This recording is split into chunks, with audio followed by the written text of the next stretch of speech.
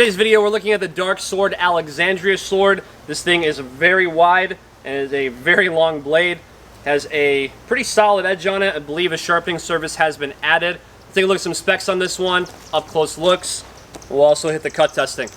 Let's get to it. A 44 3/4 inch overall length, and the blade itself is 33 inches. This is a double-edged design. You're going to have a diamond cross section running through the entirety of the blade. So you'll see in the reflection here of the light, you'll see that diamond cross section as well for this Dark Sword Alexandria sword. Looking at 3 pounds, 15.8 ounces for this Dark Sword Alexandria sword.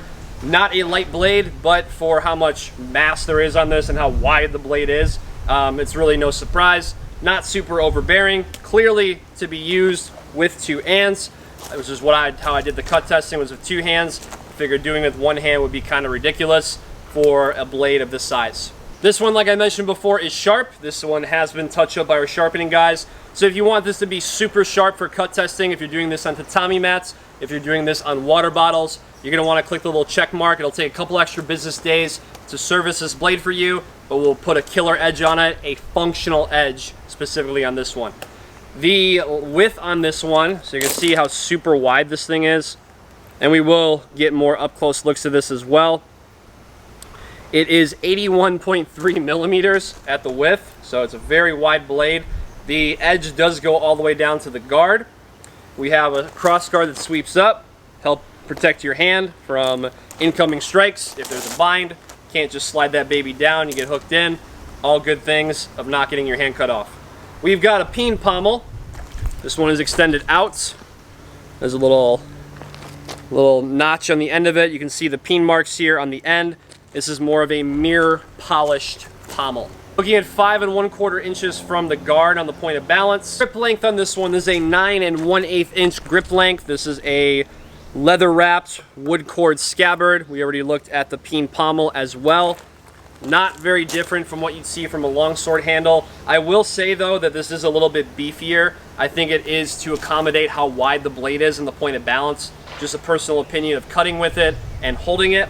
So I think if you had a skinnier handle on here, it would probably stress the wrist a little bit too much for side-to-side movement or even any side-to-side or up and down movement. So it's actually a good thing because it fills out the grip more. It does taper, so you're going to see that it does taper from being thicker and then slide down to being skinnier toward the pommel. 5160 high carbon steel. It's also made in Canada by Dark Sword. We've got a scabbard. What do we have for them? We've got a scabbard. Slides in. They have this leather chap, as it's sometimes called. I believe Dark Sword calls this a rain guard, so that potentially rain doesn't get into the actual scabbard. So this just basically lips up a little bit for utility for that. And it actually acts as a cool amount of retention because it does fit nice and snug in there, so it's all covered. We have a matching, more of a lighter brown scabbard with this one, with a steel tip on the end.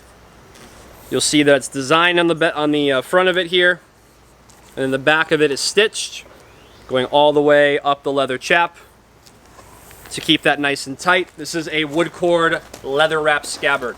The draw is good. Again, regarding the leather chap as well, you're gonna get a little bit of a pull, especially with how freaking wide this blade is, right toward the cross guard. So you're gonna get a little bit of a pull, but taking it out is very smooth. This one is, it being a wood one, but it's also lined. So the leather on the leather chap actually goes inside of there, which is really cool because it prevents from scratching from if it was just more of a naked wood scabbard. So it's just preventing potential scratches on that, but slides in nice and smooth. Let's take a look at this one in the scabbard and out of the scabbard, some up close looks. See what we got. Take a look at this one up close. We've got the peen pommel. This is more of a mirror polished pommel. Take a look at the chap. See how much it covers the cross guard here. Design on the front of the scabbard, going all the way down to the steel tip. We flip this guy over. Stitched on the back.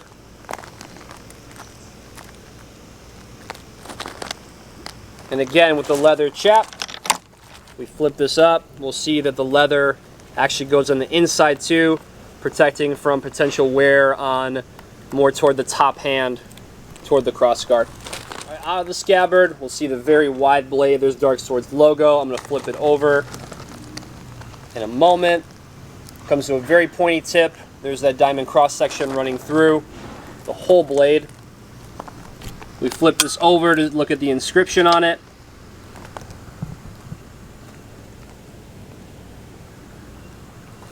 Look at the cross guard straight on. Another quick pan of the blade.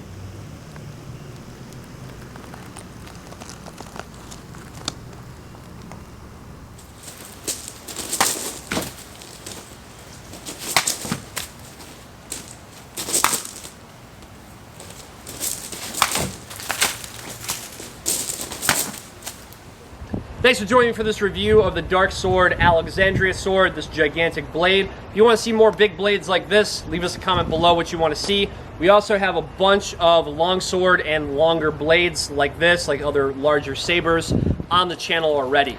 Subscribe to the channel, like this video, thank you for your support, and we'll see you in the next one.